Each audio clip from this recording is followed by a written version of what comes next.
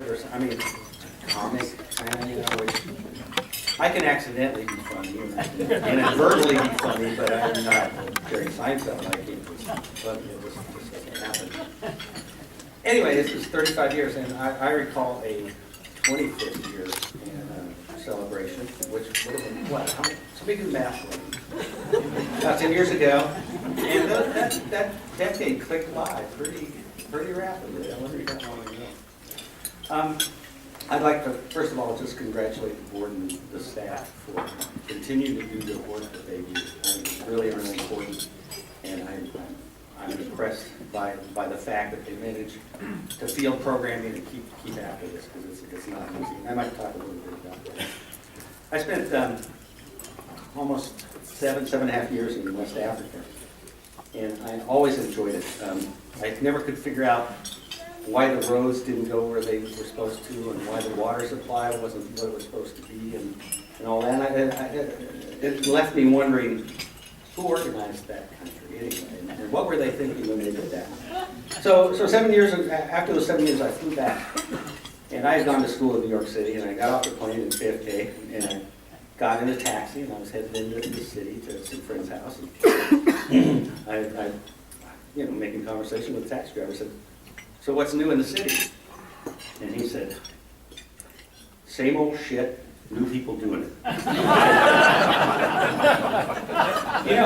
Howard Zinn has written this alternative history of the United States, and he couldn't have done it, in 7 words, like that taxi driver. The taxi driver was a genius. I mean, there it is, So I moved to Kansas, and I bought a small farm. It was down in Auburn, south of Topeka, and I got interested in organics. I went to the KOP, Kansas Organic Producers meetings and stuff like that.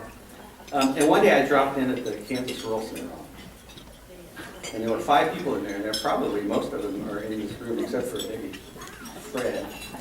And they'd never had a visitor before, I think. They're having a meeting and somebody wants to come in and talk to us. So somebody came out and said, "Well, there's the literature rack," and they let me look at the literature, and then I kind of moseyed on, and that's the way it went. But then a year or 2 later, Jerry Jost shows up, and he greased my palm with a little money for some cover crop seed. There were some trials he was doing. A little while later, I think it was Wayne White and Sarah Dean showed up and said, "Well, do you want to be director of the Kansas Rural Center?" Why? And at the time, it was a half-time job, and it was pretty clear it was a last gasp attempt. I mean, I'm not kidding. It was the last gasp attempt to keep the Rural Center going. I got interviewed by the staff, and they were pretty adamant about what kind of director they wanted, and I thought that was great, because they've been doing a lot longer than I have. So KRC was having problems. I was with KRC for 19 years. Probably 2 or 3 weeks after I went on the staff, Jerry Jost landed a $900,000 Kellogg Foundation grant. I am a lucky person. That's all there is to it. I just have always been lucky. I was lucky. And the Rural Center managed to go on and on for those 19 years and leverage that into other funds and all those sorts of things. There were a couple of times where we thought we were going to gasp our last gasp, but we always found a way to take another gasp.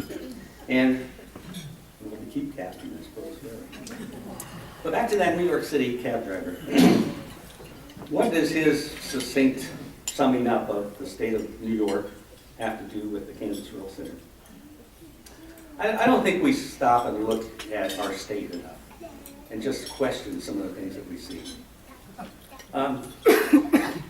Some of the issues that are hot right now. Why are pollinators in trouble? Where'd the old Delilah go? Why is there a dead zone at the end of our watershed? Why are these eastern Native American tribes sequestered in these little tiny spots in Kansas? And why is there a whole state south of us where all these southern tribes are living? Why is that? Where did the prairie go? Where are the buffalo?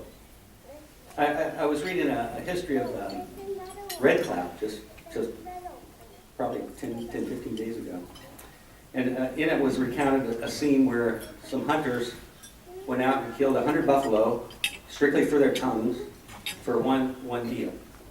And I can't think of a better metaphor to illustrate, you know, that same old shit thing. That's that same old shit, that just sort of total disregard for this awesome beast and for what it is and what it could provide to people. To just go, it's in the wild, let's go get it, let's take its tongue, let's leave it to rot, let's move on.